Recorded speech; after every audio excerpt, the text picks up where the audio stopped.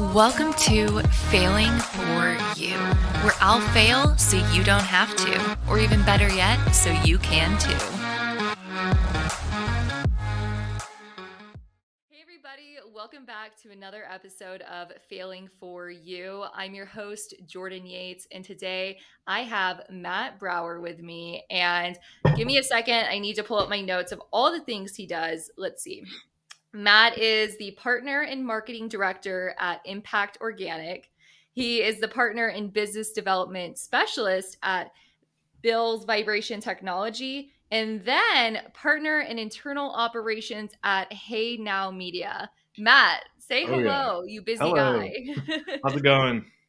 Oh man, you are going to be a very interesting guest because the fact, one, Thank you're an you. entrepreneur. Lots of people that listen to this, they love the entrepreneur vibe, and Sure.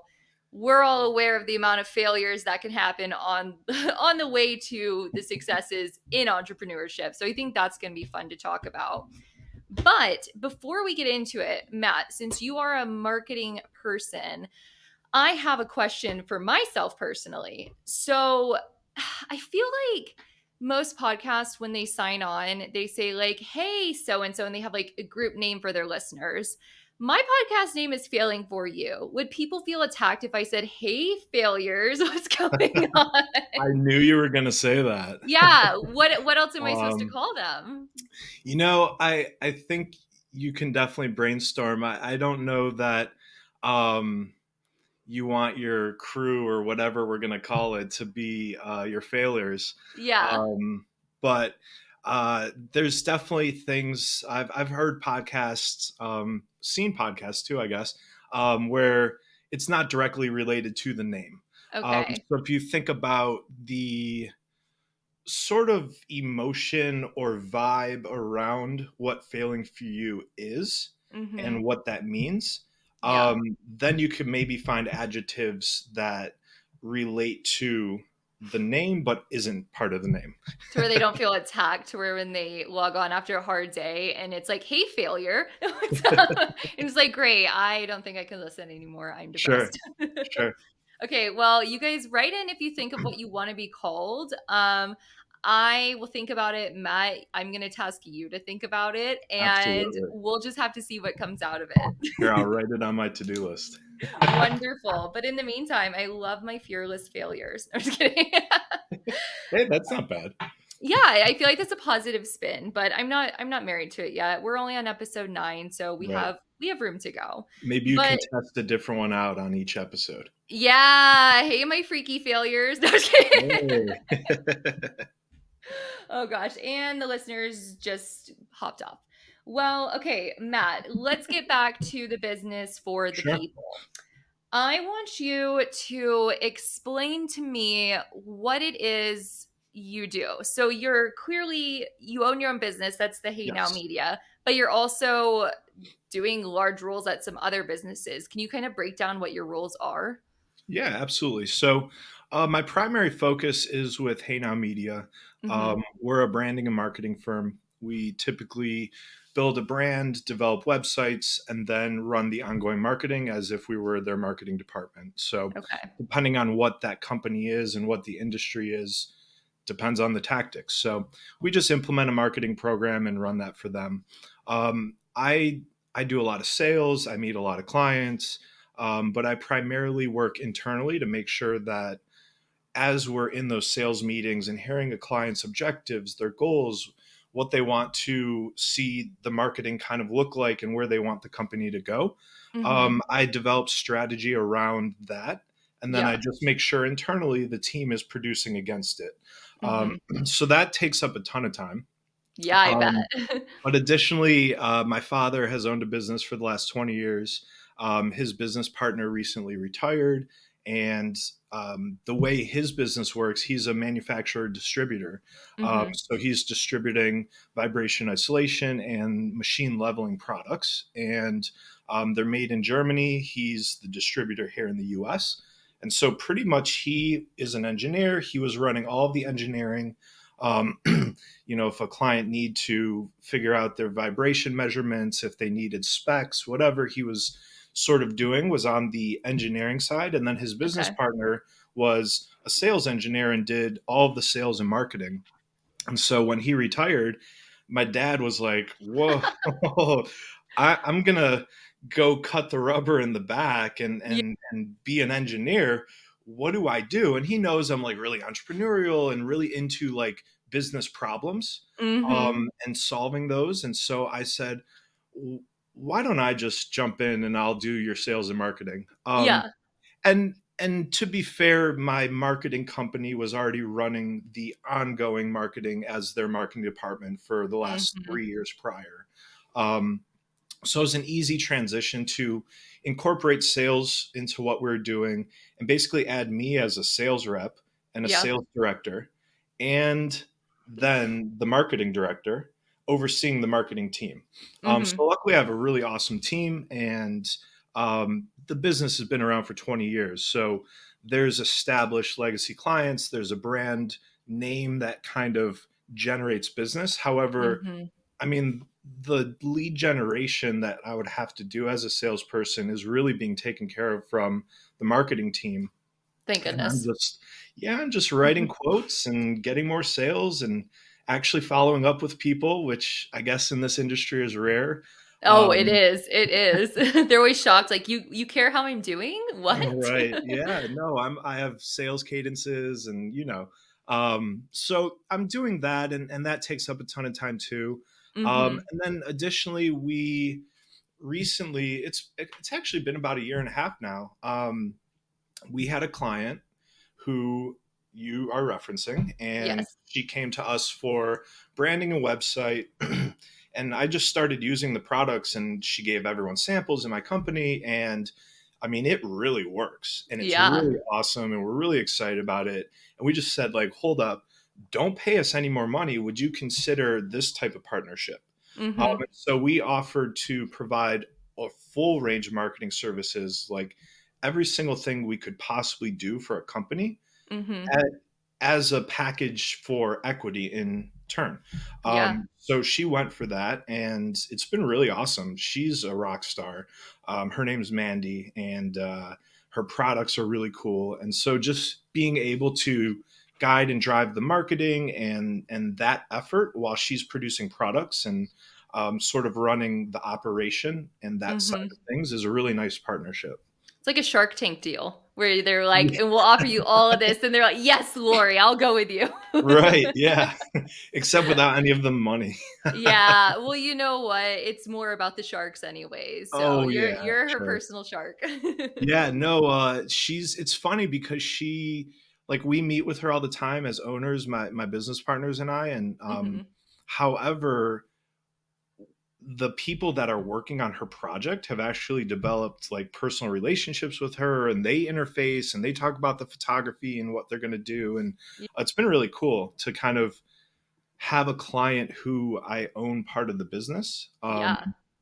and, you know, it's interesting because I don't find myself playing favorites where I'm trying to pour more resources into that versus other Uh-huh. clients. Like, That's hard. we just get excited and we just go. And like, this Yeah. happens to be one of those things. And, we meet with the client more often as an owner than we would just as a vendor. Mm-hmm. But other than that, yeah, it's been really interesting. It's a new Yeah. endeavor. I'm really excited to try out the products because I was going through them and I'm like, oh, oil for headaches and lip gloss that's like Hmm. $4 that actually heals your lips. I was like, Yeah. excuse me? My lip gloss, where is it? This one right here is I think $25 a Oh my God. tube and it does not heal my lips. So let's put it that way. But Well, we'll it's have to send you addicting. So some. yeah. So I was really shocked like to hear you say the products are so good and then looking through and seeing how affordable they are. Hmm. That's pretty exciting. So Sure. I can't wait for more people to hear about it and learn about it. And I think that's cool that you're taking that partnership on, and it shows how much you like invest in your customers as well. So Yeah. that's fun. That is This fun. time, literally. Yes, exactly. Yeah. Exactly. So, when you have, say, a regular customer for Hey Now Media, what's Mhm. the breakdown of the services you do? Like, if you're going to Sure. pitch to somebody, like, and they don't have a website or anything, like, what's typically your bread and butter? Yeah. So, um, because of the way we're structured, we have two different types of models. One is Mm-hmm. just a one-time project fee, is a branding project where we're developing a brand, their logo, their messaging, brand assets, things like that, or a Mm-hmm. website and creating their website. And the other is the ongoing program where we develop a marketing strategy up front, and based on that strategy, we execute certain tactics and run a certain program.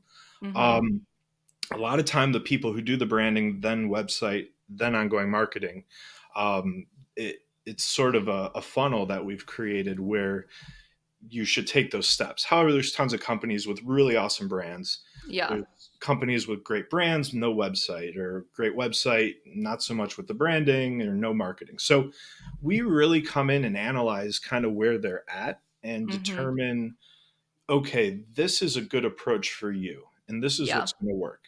Now, most of the time, depending on the industry, the company, where they're at in their trajectory, there's like pretty much similar things across the board, especially Mm-hmm. like when you look at marketing. Right now, video and photo is the number one asset. So Yeah. almost all my proposals in the last 6 months have included some form of video or photo, Mm-hmm. which 2 years ago, it was a stretch to ask someone to like invest in tons of video content all the time. Yeah. So yeah, so if someone doesn't have a website, we actually have one client right now that came to us without a website, which I That's was shocked.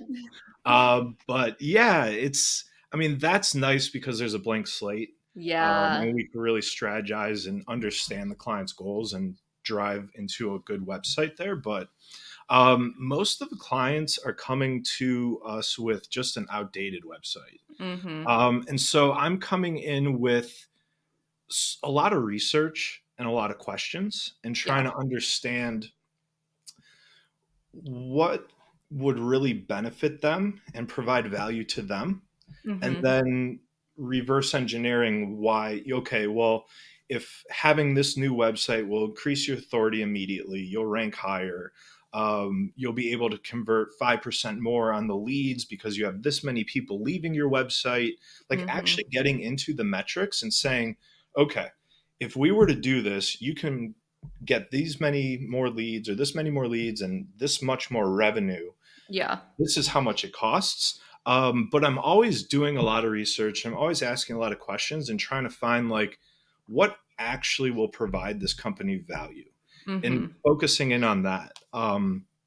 We used to like come in with, we'd get so excited and just like, oh, this company really needs a website. And if all they Yeah. had was a website, they could grow tremendously right now. Mm-hmm. But they Especially in also this e-commerce world. yeah, but then it's like, okay, back in the day, we'd be like, oh, but they don't have a brand, so they really need branding. Oh, but Yeah. they can have videos, and and then we'd pitch everything. But now it's like, okay, if we just ran this video series for this company, or if we just Mm-hmm. built this newsletter sign up list and had a 10 times the amount of people on a newsletter, this will be immediate success. Yeah.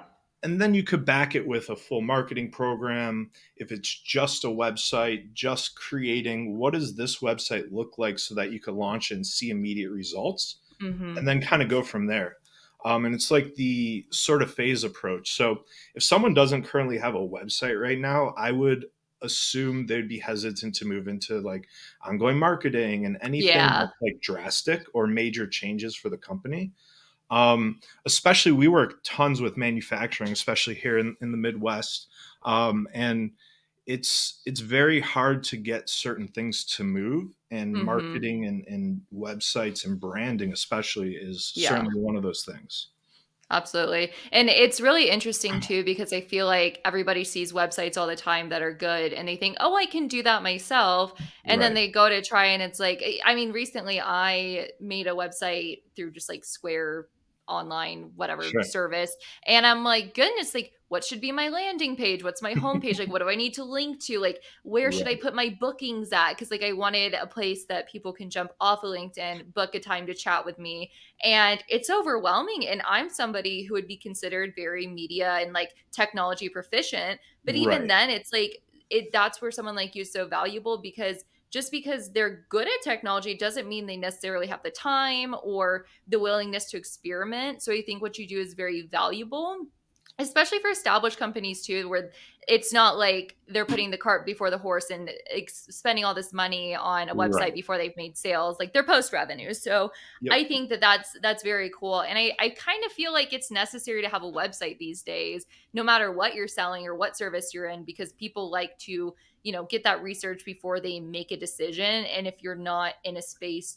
where you can be researched, I feel like you're less likely to get the sale. But I don't know, maybe that's just my generation's thinking. Like we love to research as much as possible with talking to as little people as possible. Yeah. So it's definitely a great business to be in. And I think it's super cool that you've been in it a while now, especially so you're so prepared now that we're at like the peak of like this internet era. And I just think that's so cool.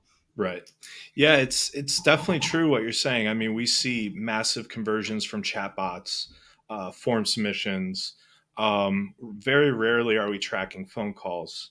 Mm-hmm. A lot of times it's an older demographic that we're tracking against a phone call to see kind of where the leads are. Yeah, But yeah, it's a with blogging and content and just all the things that you can do online, it really at this point it doesn't make sense to not have a website. Um, absolutely. yeah, and So if you don't have one, reach out to Matt and he will make you a gorgeous, beautiful website. that's right. Well, not me, my staff. Yeah, yeah. He Yeah, will he will be there sometimes. I could put content into WordPress. That's about it. Yeah. Oh my goodness. Well, that's what a good staff is for. That's right. Yeah. So a question I want to ask you, Matt and I were actually talking about this ahead of time because like I referenced, I recently started like my own sort of business, and with the podcast, I've been leaning towards wanting to monetize by getting sponsors. And gosh, it was a couple weeks ago, Matt and I were on the phone and he's like, "Well, what do you charge per sponsorship episode?" And I was like, if I'm being fully honest, I have no idea what to charge. I don't know what it's worth. I don't know what to say. I don't know like where to begin. And I'm kind of afraid of throwing a number out there that sounds ridiculous. And Matt gave me some really good advice that I think if you're an entrepreneur and you're starting a business and you're kind of nervous and on the fence about pricing, this is what you need to hear. So, Matt, take it away. Sure. So I think basically the idea of what I had said to you was pretty much just finding a fair market rate for Mm-hmm. what you're doing and just do it and charge Yeah. it and find the lowest number that someone or the highest number that someone's willing to pay, the lowest like fair market value. Don't like so undervalue yourself that you're like, you know, not valuing your work. um, Mm-hmm. but the other point is sales create sales. Momentum builds. And when you just get that first sale, the $200 podcast sale or whatever it is, or my first Mm-hmm. $3,000 website, and I got that first one, I knew how to close a sale. Whether it Yeah. was a dollar or 3,000 or $30,000, I knew what it took to say, this is what I have, this is what I offer. It costs money. Mm-hmm. Now we make a deal. Yeah. Um, and that momentum, you get the first one and then you get the second or third one and then you say, okay, instead of 3,000 it's 4,000 or 5. Yeah. Okay, I got 5 of those. Okay, now it's 6,000. Yeah. Now you get 10 of those and you're like, okay, we've got something here. Now it's 10K, and now you Yeah. got a real price, it's fair market value, and you're building momentum and excitement along the way. You Mm-hmm. have other work to show people. You have other logos to say these were past sponsors. No one needs to know how What they much pay. each past sponsor paid. They know Yeah. that they paid something and they found value in it, and they have their logo on your thing. And now maybe I should have my logo on the thing too. Mm-hmm. And it Yeah. happens all the time. I right here on the corner of where I live, there's an ice skating rink, and all the people that I want to target go to that ice skating rink. And one of my competitors, there's tons of amazing marketing and branding agencies in Cleveland. Mm-hmm. We're in Cleveland, Ohio. Um, and I saw one of my competitors on the sponsor board for the local high school hockey team. Oh my goodness. And I was just like, I don't know what they paid. I was just like, Yeah. I want that. Yeah. And so it creates demand and excitement, and then you can charge whatever you want when there's a Mhm. demand. Like people pay whatever you want to charge for a Nike. Um, he started selling them out of the trunk of his car for like $3 or $1 or whatever it was. Yeah. And it's the 70s. I mean, inflation, maybe it's $30 or whatever. I don't Mhm. know. I'm not good at But math. still, yeah. But that's the idea. I think building demand and building excitement, building buzz is more important at the beginning than generating revenue. Mhm. Um, and that's why, people always say like, oh, have your job, have a part-time job, do this on the side, because you want to be able to sustain what you're doing. Mhm. Um, but also you need to just produce and get out there and do it and like build excitement around it. And then like Yeah. you're super passionate about it and you're doing it, everything else kind of comes. The Yeah, sales that's come and right. That's totally accurate because like that's why lately I've been working hard on like my podcast, my YouTube channel, and especially the stuff like I make it for fun and I make passionate about it, but I know it takes time to where if I were to make it for someone else, it's like sure I would do it for free because it's so much fun, but also then I'm like, Right. well, if I'm doing that's kind of what started. If I'm doing this for free for so many people, then I have to start prioritizing. Well, how do you prioritize? Well, who's going to pay you? Who's going to make it more worth your while? And Right. that's something that I've had to learn too because like I used to do that with like helping friends out with resumes and applying for jobs, and then all of a sudden I'm looking at so many resumes and helping so many people, and I'm like, I have no free time. I feel like a full-time Right. recruiter, but I'm not getting paid for this. And not to Yep. say money's everything, but it is a way to like justify spending time on something in a busy life. For But sure. I always struggled with like asking for money, and I don't know if it's the way I grew up or what, but it's like some people when they want a product, like they're prepared that they're going to have to pay for that product because that's just the general way that business works. So, Right. once you could get out of your head and onto like okay, this is what I think it's worth. It's yeah, your advice is so good. I feel inspired again actually, and I just Thank want to you. go like practice. Yeah, and it's not easy either. Like what you're Mhm. saying about being afraid to ask is like I'm still like afraid to ask, so to speak. Yeah.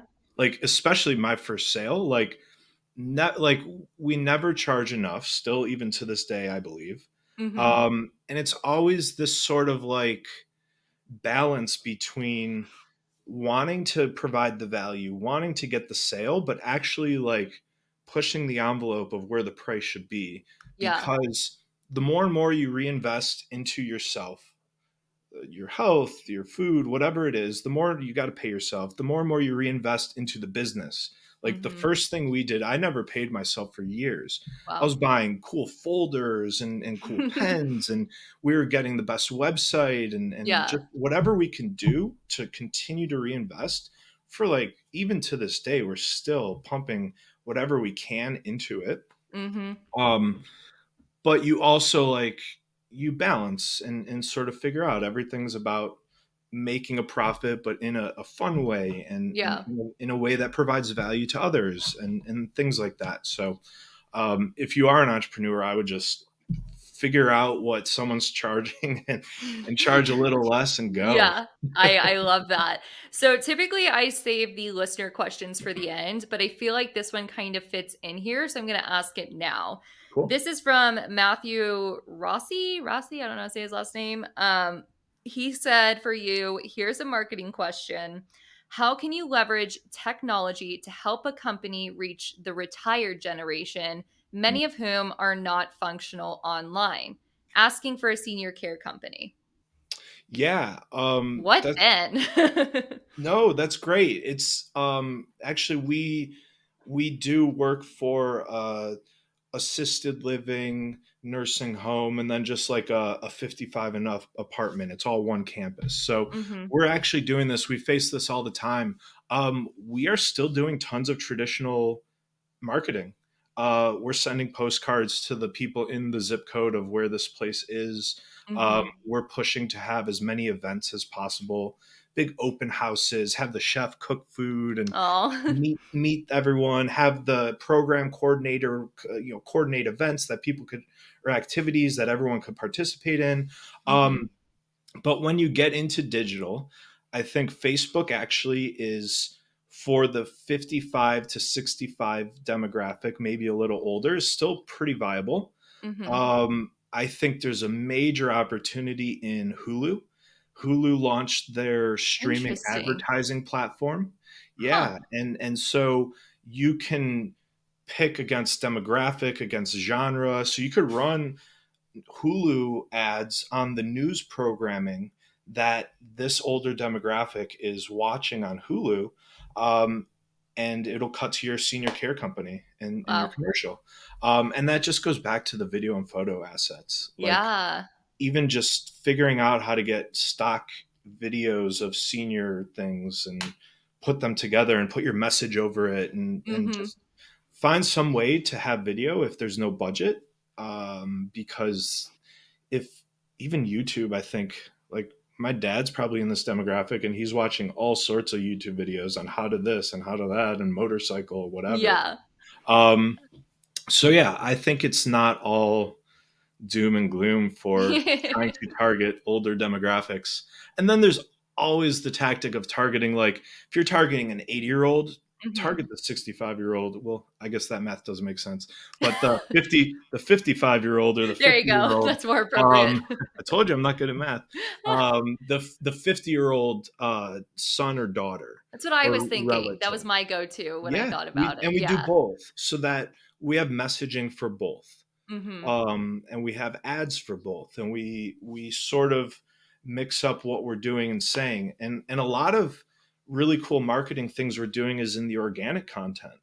Hmm. um, we do like FaceTime with a friend where the Yeah. family could be on social media live streaming during the activities, or we're doing each person held up a sign and it was like their favorite thing that happened that week, and it got sent Yeah. to all the people through social media and their family and friends or whatever.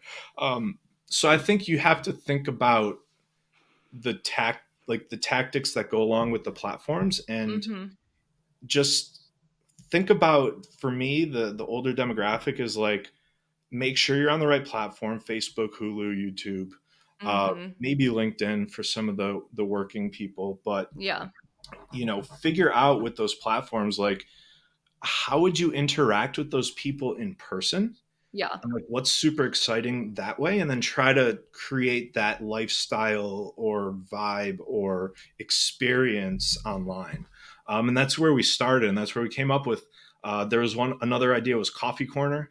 Uh-huh. So yeah, all the residents came down at different times and they had coffee and they just talked about what they like to do at this location. So I like um, that. yeah, it was really successful. I was worried there wasn't going to be a good answer, but of course you had Oh, one. no, So no. And there's me Google, being uncreative. it's okay. Google click to call ads, Google AdWords, Okay. for sure. Okay. Yeah. Um, So, uh, on the note of like the different social media platforms, there's been this thing moving to ban TikTok. And I think I don't fully understand the legislation, but I mhm. think in Texas it was officially banned for government workers or Yeah, something along that. Do you guys have any sort of policies of certain platforms that you try to lean towards or away from due to them being sort of, I don't know the right word for it, but ones that you don't think may last long or that are less effective. Like, do you have sure. ones that you kind of avoid or ones that you just lean on because you know they're good? Yeah, no, I think it's an ever changing conversation. And I think ultimately you just have to be wherever the people's attention are or is. Hmm. And I think Gary Vee says that, but like, right now everyone's attention's on TikTok, and so Hmm. we're pushing the appropriate things for TikTok. Hmm. However, there's tons of attention on LinkedIn. Yeah. And so the companies that are super viable on LinkedIn, we're really focusing that, on that. So it's very strategic. Hmm. And we don't have policies against one or the other. There's a giant debate right now, on whether we should be using Facebook or not. I'm super Really. like over it, and like, we're in a meet. I came from our full company meeting today, and it was one of my notes. We came up with a marketing strategy, and the last line was like, "Delete Facebook. It sucks." I And just keep everyone was it like, for no, no, no. I like it for Facebook Marketplace for whenever I Oh like yeah, mess up DIY projects and need to sell them. I for did that sure. with some nightstands that I poorly spray painted recently. Yeah, But other than that, like I think I only keep that because I'm afraid to use Craigslist. So right. I don't know any other places to sell shitty furniture. So Yeah, that's my motivation for keeping Facebook. But I hardly use it in a marketing standpoint because sure. at one point I just got a whole bunch of like spam friends and I didn't know how to get rid of them. So I've just ignored it and just use it to like log into things. So I don't know. Yeah. I'm 50-50 on Facebook. I mean, we do have, I guess it would be two or three clients. I know for a fact, two clients that 80% of our traffic is still coming from Facebook. Wow. Facebook ads, boosted posts, like it's still pretty viable for certain demographics. And Mhm. that's where like you really got to be savvy on each platform and like Yeah. really understand, okay, right now Instagram's favoring reels and so taking everything that we're doing on stories and cut them up and put them into a reel. And then just like making sure that you understand those things because that's how like TikTok has an algorithm, and if Mhm. you're playing directly into those algorithms with the right song with the right text moving over, it gets picked up and they Yeah. expose more people to it. And so all the platforms are like that, and so you got to really focus in on what's going on those platforms. And so I think Pinterest we never really got into. Pinterest is kind of messy. It's hard Yeah, to like I don't know. It can be a little spammy sometimes, so yeah, I don't but blame we you there. Yeah, and we also like we typically have lots of clients in specific industries. And Mhm. so like the real estate industry is very big in LinkedIn. And then you Mhm. have our that cosmetics company we talked about, like Instagram is huge Yeah. and TikTok for them is massive. So it's Yeah. just a matter of what we're doing and where we're going with it.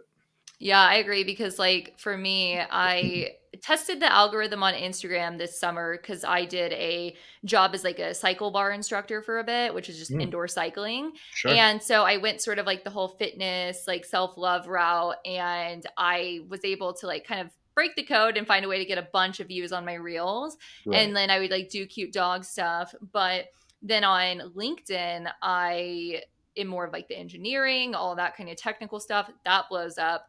But at a certain point, I was kind of like, I don't really want to have to keep up with this whole thing I'm doing on Instagram. It was more of like a social experiment, kind of testing the algorithms. So I deleted most of those. And then I went back and now I've been trying to post my technical stuff because I'm like, this is fun. This is what actually interests me.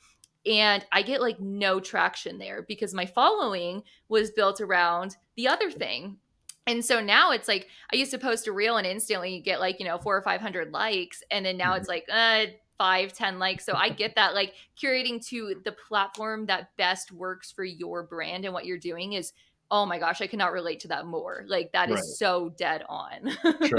And And it could be brutal sometimes. yeah, it really can be. And to that point, I mean, it bothers me as a consumer, Hmm. because my main platform is YouTube and I use it Yeah. to listen, while I'm doing pretty much anything. And so the way all of these platforms work is the algorithms sort of keep everything the same. Yeah, they So if they do. see you like rock and roll, now all of a sudden you played the two or three rock and roll YouTube videos. Now every single video is rock and roll. And then you watch a stand up comedy video, and then all of a sudden, boop, stand up Yes. comedy. And so, like, it bothers me because I want variety. I Hmm. love to get just really anything going on. And then I'm always just like not sure what to play. So then I just scroll through the algorithm and it's the same thing over and over. Exactly. So you Yeah. have the fashion or beauty thing or whatever, and then you come up with something else, and the algorithm's like, nope, They're can't like, do we that.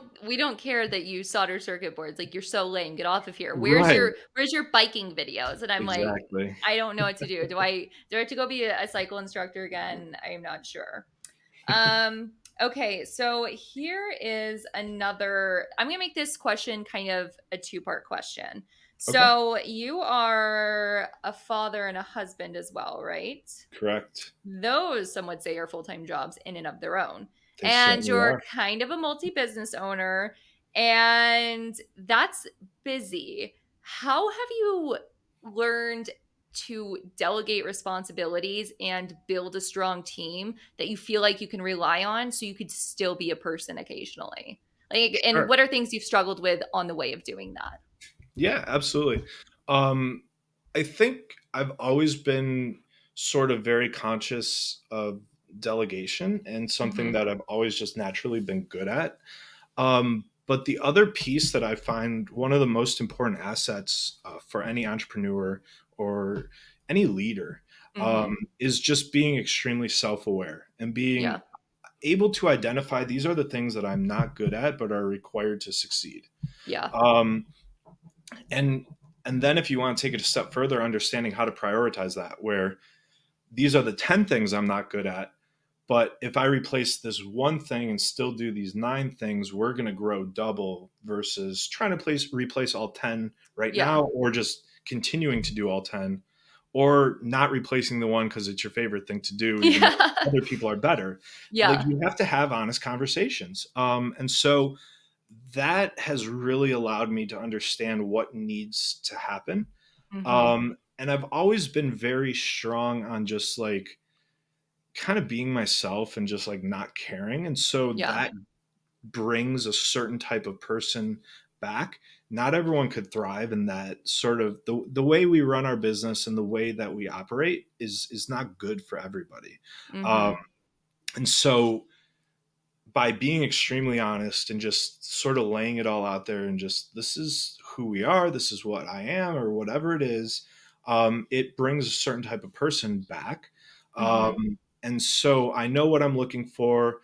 I have a like, when you talk to someone, like there's a connection or not. Yeah. So you have that piece, and then something we really struggle with is training and doing good training. And Mhm. once we someone should be really well trained in a couple months, maybe a year later they're really well trained and we could do much better at training, but Yeah. at some point they're really well trained.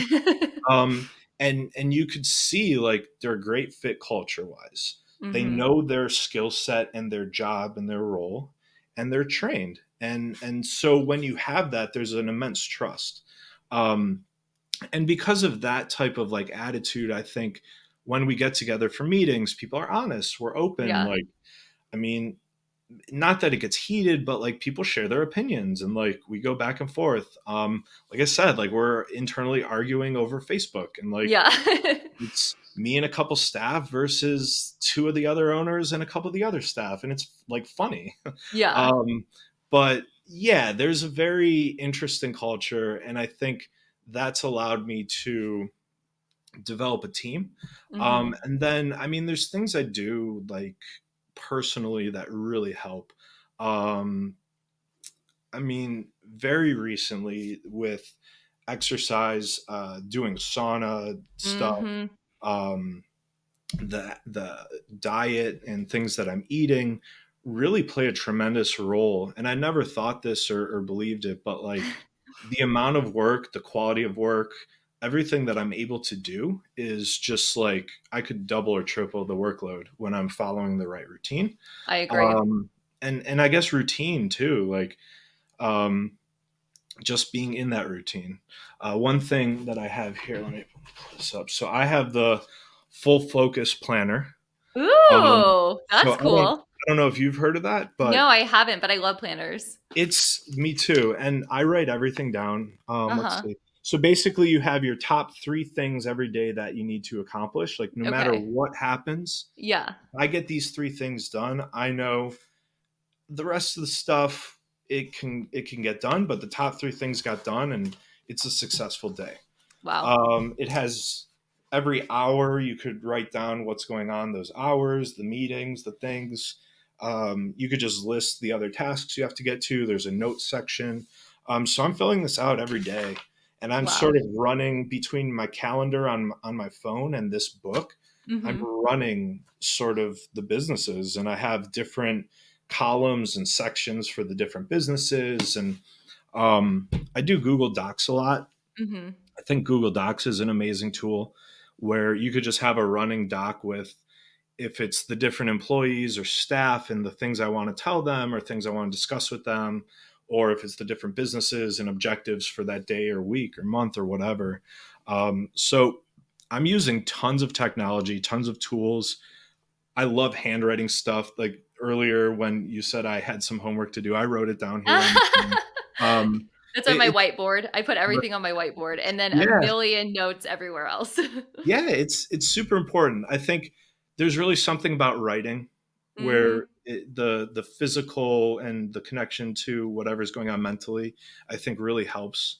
I can't really think, and I'm not like, people will like do all their work on the phone. Yeah. I really need to come up with like a good concept or idea. I have to type on my computer, Mhm. or if I want to like be organized, I have to take notes, like handwritten notes. Yeah. Um, and I guess that goes back to the self awareness thing where like I know what works for me and I kind Mhm. of know, even to the point where I'm not a great writer, and even communicating my ideas through writing and never gets across.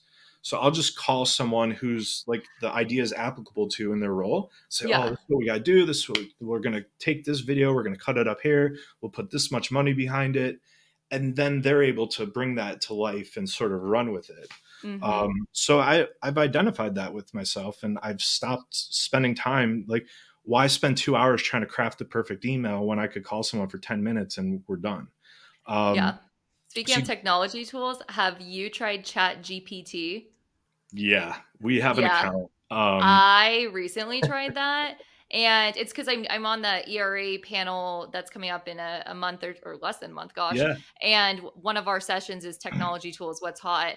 And he kept saying Chat GPT, and I'm like, what's this silly guy talking about? Like, he's talking about so many things. And sure. he showed us a demo, and my jaw dropped. And I was like, Yeah, what? And like for the most part, like I like it for even just like outlining things or giving you a correct. structure to something, because for me, like when I post things on like my LinkedIn, it's very, you could hear my voice, so I can't Hmm. use Chat GPT for that. But if you guys haven't heard of Chat GPT, which most people have, it's like an AI generated type. It's kind of like a Google, but you could say, hey, like write me an article about quantum physics, and then it'll spit out like a really good article. And it's very interesting, especially if you are a business owner and if you're not like Matt where you have somebody you can call up for that and you're doing everything yourself.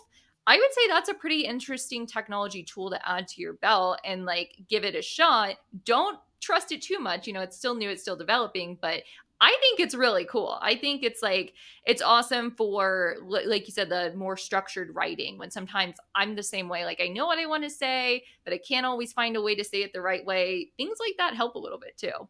Oh yeah, absolutely. Yeah, we've been playing a lot with that. We have an account there. Um, and just pretty much running through all sorts of different scenarios because we do product descriptions for Mm-hmm. the e-commerce sites, we do blogs and content for the technical companies, we do volumes of social media posts for everyone. Yeah. And basically what we found is that if you put whatever it is you're trying to do into it and it spits that out. Let's Mm-hmm. say one example is, how do you effectively use ask chat GPT or whatever, Yeah. how do you run influencer marketing? That was a question. Mm-hmm. It came back with a full blog, Yes. step by step. And now all we need to do as a marketing company is write that in our voice and tune it up a tiny bit. And Mm-hmm. instead of spending 4 hours on an article, maybe spend 15 minutes, and we could start cranking out content. Yeah.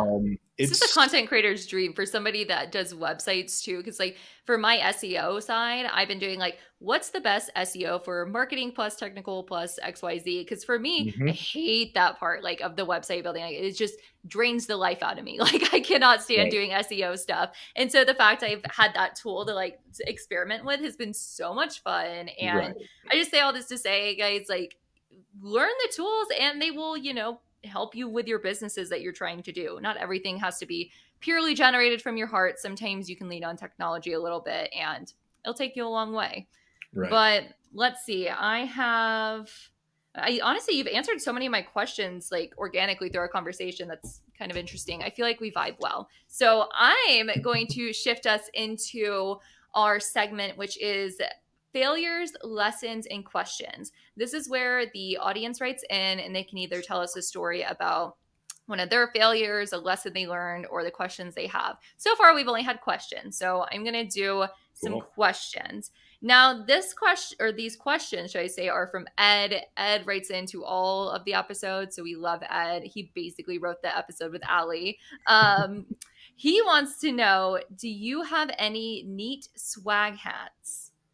Mm, yeah. What's up, Ed? Wow. Ed's a Yeah. big Okay, you're gonna fan. make his day. Yeah, we're gonna send Ed some stuff. Um, where's my hat? I have it right here somewhere. Um, yeah, it's a beanie. I think that's what you Oh call my like a gosh. winter. I don't know. Is Yeah. Ed in Texas? He might not get to use it often. Yeah, I think he's in like El Paso or something. So he No, but probably will we never need a no, beanie. it's okay, but it's super cool. It's a hey now beanie, like winter cap with the Yeah. exclamation point. Okay, he's Um, gonna be so excited to hear it's this. right here in my closet, so I don't Okay, want to we'll get up and we'll show you post a my picture. terrible That's closet wonderful. here.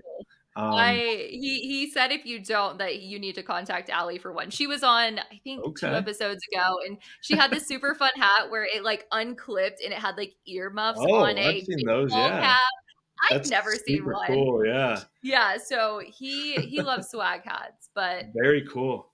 Yeah, we yes. actually today at our full company meeting, the a lot of people were very into getting a baseball cap with the hey now Yeah, on it. So people that's in love the swag works. hats. But Wonderful. in the meantime, Ed's going to get a very nice, lovely winter cap from Hey Now Media.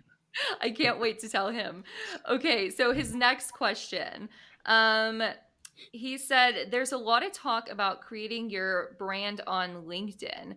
Hmm. What does that mean to an engineer or anyone who works at a company as an employee? So, kind of like, I guess, the boundary of like creating your personal brand when you work at a company. So, do you ever work with people personal level Yeah, or like what's that look like? sure, absolutely. So there's actually like a what I would call like a methodology to LinkedIn and building a personal brand. Mm I think I haven't had a real job in like 15 years, but hmm. the caveat is like if you have a job, then you're sort of at the whim of what that owner or management or company would like or would not like you to do. Mm Um, hmm. so there's that, and I would be very clear with them and just make sure you're doing the right thing. Yeah. Um, and hopefully they'll be in support of it and understand how it could benefit them Mm and hmm. what that means. Um, and the more momentum and excitement you create for your own personal brand, it creates all of that momentum and excitement for the current thing you're doing. Mm So hmm. maybe you move on from that engineering position to some other company, but during that time, it might be Ed the engineer, but Ed the engineer is working for this company and this is what he's doing and these are his projects and that's the exciting piece. So Yeah. there's tons of benefit and value for the company you're working for to Mm have hmm. their employees doing that. We have all of our employees trying to do that. Yeah. That's something that I think we could totally improve on. But the idea that as an engineer specifically, I think there's huge opportunity because there's always opportunities to grow and take different positions. There's Mm always hmm. opportunities to grow within the current company you're at. Yeah. Um, or there's layoffs, there's other things we don't know. And so Yeah. it's best to provide value to an audience. And if you're passionate about it and you're excited about it, you should do it. And hopefully it's valuable to others. Um, but what it does is it builds and establishes you as a thought leader in the engineering industry. Mm And hmm. so, or whatever industry you're in. So you have the opportunity to chime in on conversations, show through adding value to others that you have an expertise in what you do. And so, how you leverage that expertise and that following and the interactions you have with people is up to you. And do you drive it to an employer and the company you're working for? Do you not, and kind of try to build momentum for your own company? Those are Mm-hmm. decisions you need to make. But the idea basically behind LinkedIn is, and hopefully I covered why Yeah, enough. no, I think you did. But basically, the idea is to really understand who do you want to speak to, Mm-hmm. go and follow all those people, build up that sort of network. Don't even try to connect with them yet. Yeah. Just follow, which is different than connecting in LinkedIn. Yes. And so follow them and find they're going to post articles. They're going to post things they think. Agree with them, maybe disagree with them. Talk into the comments, like their things. Just interact with these people. Then they'll maybe connect with you, Mm-hmm. or you have the opportunity now to connect with them. You've been interacting with them, and now they're going to start seeing what you post. Yeah. And so now you're going to post your content, your expertise that provides them value. And if there's an opportunity to hire you, to benefit you in any way, you have the opportunity to ask, and you have a loyal audience that's willing to participate. And so that's, if you follow the right people, comment and interact, post your own stuff, and then repeat. Yeah. Um, those are the basics, and I think if you just start there, it's not easy. It's time consuming. I think great advice is bookmarking like 15 minutes in the morning on your calendar, Mm-hmm. 15 minutes in the evening, just making sure that it goes off like a meeting. You then sit down, you go through your feed, you comment on things, you like a bunch of stuff. Maybe you find 20 more engineers to follow, um, and continue to build that. And that creates momentum. I Um, agree.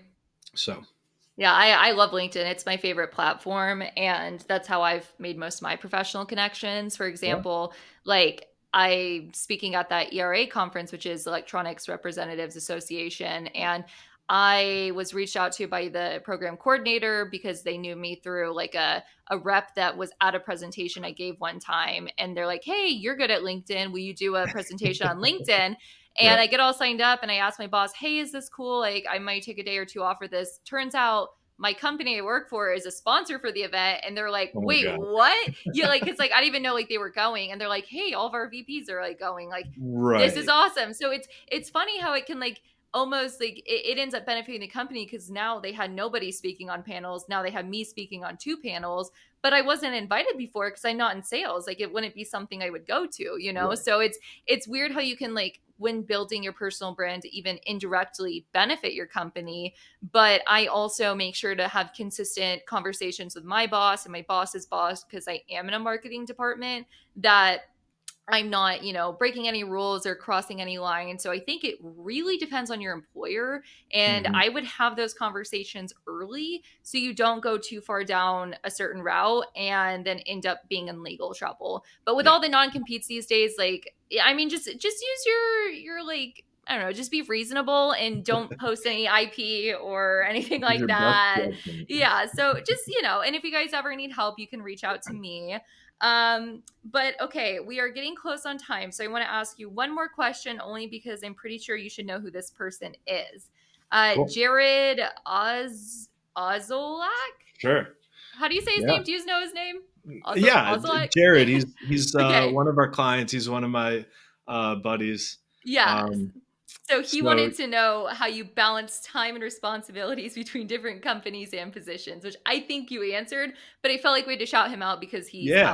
he's one of your clients. Well, So funny enough, Jared, we call Jared Super Dad, yeah. because he can balance his time way better than I. Yeah. And one day I saw him across the street because I started working from home, and he also works from home. Mm-hmm. Um, he was mowing the lawn on a sales call with his two kids in tow.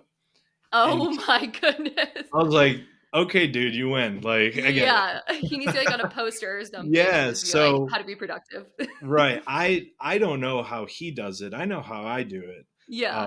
I have everything written down, and I am whatever the calendar says, I'm doing. And when one thing I didn't talk about is basically I have like time shifts. Mhm. So in the morning, I get up with my daughter, I take her to school, and I don't start work until she's dropped off, and I get home and I start working. Mhm. I go to the gym from there, I do the sauna, I eat, and then I start working. So there's a whole Mhm. routine. Yeah. And then I'm like pounding through work all day till like 3 o'clock. And then like 3 o'clock, I'm done. Yeah. I don't pick it up. I don't do anything. And I pick up the girls. I spend as much time as possible with the kids. And is either here or at the co-working space. She's coming home. We all have dinner together. And really till like 8 o'clock, I'm just really trying to spend as much time as possible. But then till like 12, 1 o'clock, I'm working while cleaning, just like Goodness. going through stuff. I'll do like 8 to 12 at night, I'll do bills. And then like from noon to 2 o'clock, I'll do it again during the days because I'll talk to my dad and just make sure everything's good. Mhm. But then the rest of the time, I'm just, focusing on all the other things. So um, I think of my day in those time chunks, and that Yeah. is extremely helpful. But how Jared does what he does, I have He no just does it idea. all at once all the time. Yeah, I was thinking about the other day, Mr. Jared, Oh my how goodness. you get this done. So maybe you'll tell me. Yeah, right into the podcast, Jared. Let us know. Unless it's a proprietary secret, then I guess we'll just have to wonder. Yeah, if it is, you got to bottle and sell it, and then I have a marketing company you can own. Oh my goodness. And then he could come on my podcast. Well, there you go, Jared. Here's your No, marketing plan. Jared should be on your podcasts. To be honest Okay. with you, yeah, Okay. he's in sensors, and he's Ooh. doing distribution for sensors, all sorts of sensors, um, rotary, linear, just hazardous, like in hazardous environment, liquid, um, and he's like brilliant, brilliant guy, just like super interesting to talk to. I think you guys would hit it off too. Wonderful. Um, Let's reach out. yeah, I think his industry is like fascinating. And like Yeah. they're all on the cutting edge of everything going on with robotics and all that stuff. So um yeah, it's very cool. Awesome. Well, Matt, thank you so much for coming on. I've been really excited about doing this episode because I enjoy talking to you. And I'm just glad that now our audience gets a chance to listen to you talk. So hopefully, you guys all enjoyed this episode and made it to the end. Matt, any remaining words before we sign off? No, I just thank you so much for having me. I really appreciate it. This was awesome. I'm a huge podcast fan, and to be on one was really awesome. I hope I can get on to other ones for anyone Yay. out there. But no, I think I'm loving what you're doing. I think it's really awesome. I definitely am following along on LinkedIn as I've preaching the advice. I mean, honestly, that's how we met. I Yeah. through getting involved with bills, I did the LinkedIn thing that I'm saying, and I just followed tons of engineers and tons of people in the industry, and somehow Jordan was one of them, and I was just following and saw what you're doing, and it's really impressive and it's super cool, and I'm very excited for you. So Well, thank um, you. yeah, we'll definitely chat soon. Absolutely, guys. Well, thank you so much again for listening. And as always, I'm your host, Jordan Yates. And in the meantime, I'll be failing for you. See you next week. Thank you. Bye.